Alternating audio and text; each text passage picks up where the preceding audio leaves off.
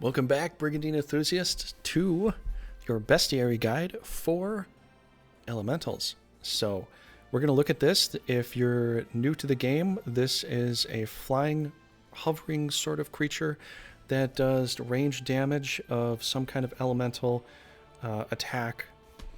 And it's usually kind of like one of those extra support attackers. It's not a very strong unit overall, but it does help complement your team if you want to utilize some extra ranged attacks. So let's look at this here. Essentially, we're going to see what this is all about. The level up chart here is pretty cool to see. This is what we're going to look at as far as our level up chart. Our level up chart and our growth rate are going to both coincide in a way. So as we level up very fast with the S tier rating, you're going to see that there's going to get a lot more hit points and agility and all that over MP and strength and intelligence. But those two coincide there. But they both cost 30. So I'm going to go ahead and just mark some of these things. They cost 30 to put in your unit. They cost, so just 30. It's a sky type, so it's always flying. It's got 6 mobility, so it actually moves very, very far compared to a lot of other monsters naturally. And it's kind of squishy, it's kind of weak, can get killed off pretty fast. Let's look at some of the stuff here. So what does it essentially have? It's the same thing as what the Jin class was in the past as far as like prism shot goes. You know, you got your Jin air attack, got your prism shot, essentially the same thing. It's just a basic, wind burn attack that you do on the enemy. But the thing that this has over the Jins from the past, it has a float charge. So this float charge isn't all that powerful. As you can see, the power score value 95 to 130, not quite the same. But in the past, the Jins could never attack physically. They could only just shoot their elemental attack, and then they just floated in the air and didn't do anything. Here they can actually do a small attack. You can incur a counter damage from the float charge, but the prism shot you can't. The prism shot will go 2 ranged radius as far as their spacing is concerned. So let's look at some upgraded elementals and see what they look like, okay? Okay, since we're on the screen right now, I have a red elemental here to display for you. And I've leveled this thing up fairly high, I believe. But here is the difference here. If we're going to look back to the elemental, magic cost is 30 compared to my red elemental is magic cost is 45. And you can see some differences here as far as like what is going on in the background. We lose things if we, level this thing down, but what do we gain with this thing? Let's check out some of this stuff. So we move up here. What we essentially get is the flame shot and a flame charge instead of the other named charge thing and the air charge or whatever, but this is a flame shot. So this is a red elemental here. It essentially goes from not having an orb like the elemental there. You can see the orb disappeared on the offense and the defense slots as far as those little areas are concerned right here. You can see how this changes. Now we're getting a red element because we're making a red element.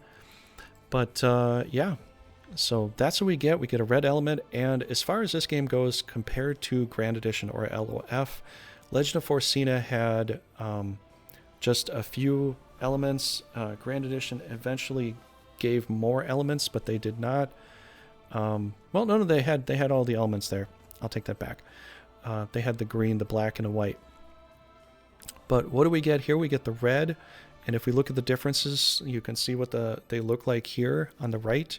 Their ornament, their headpiece looks a little bit different as far as what you can see this one looks like. So they look a little bit different, but really, ultimately, you're probably just going to focus on the color. So if you want a blue element for frost attacks, just go for the blue one. You want a green one for thunder-like attacks, here you go. You got the white one here, holy attacks, and you got the black one here for evil, malefic attacks.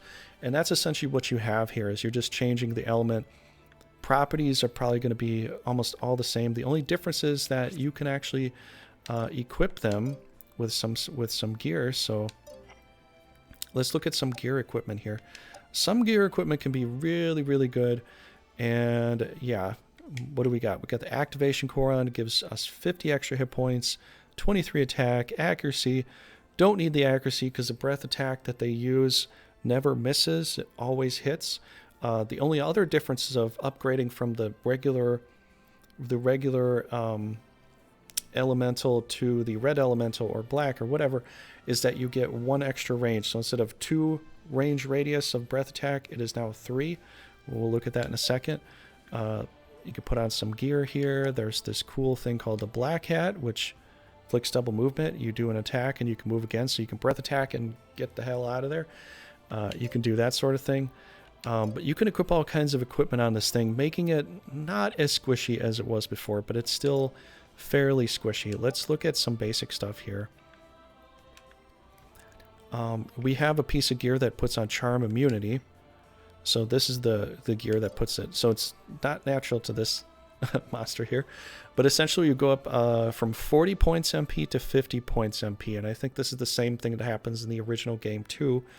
The power value is 145 and the flame charge is 110. Doesn't cost anything to do the physical flame charge. It's just not as strong and it doesn't have any ranged properties to it. So that's essentially what that is. I'll go ahead and read the fire thing here just to end the video. But an elemental's new form following a class change. They have been forged in fierce flames, giving their breath attacks a longer range and infusing them with red type energy. This allows them to deal greater damage to evasive green type foes such as swordsmen. They are still weak to physical attacks and are best placed far behind the front lines. So that's essentially what you have there, is sort of a flanking attacker type unit in your team here. And yeah, that's what you got. So that's essentially that. This one's named Ignis. I could show you some more elements, but they're all pretty much the same. The only difference is that, you know, elemental orbs are going to be different. But yeah, that should probably do it for the elemental, you know, class upgrade here. I mean, I could show you the dark element real fast, but, you know, essentially you can equip it with 4 types of gear versus the original one, or the Grand Edition only equipping it with 1 type of gear.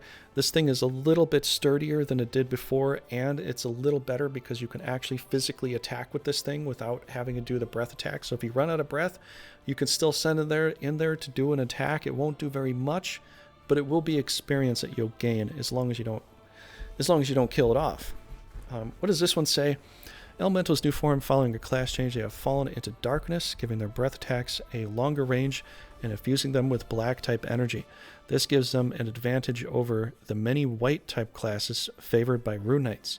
They are still weak to physical attacks and are best placed far behind the front lines.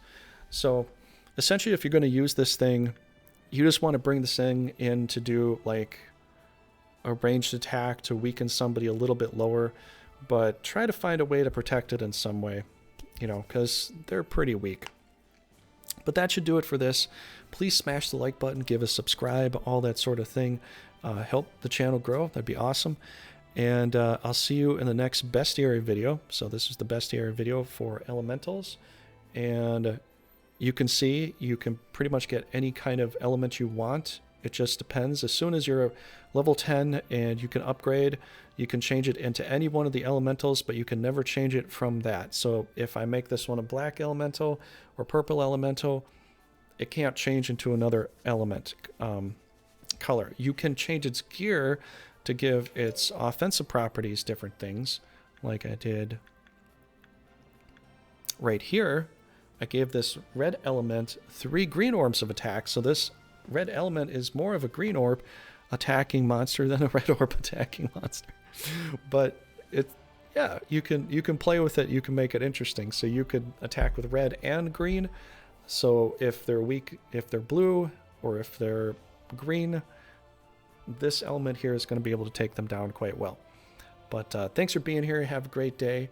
Let me know what you think about the elements in here versus the Jinn class in Grand Edition or in Legend of Runersia. And let me know if you think this is a definite upgrade or whatever. And I'll see you in the next video guide. Take care.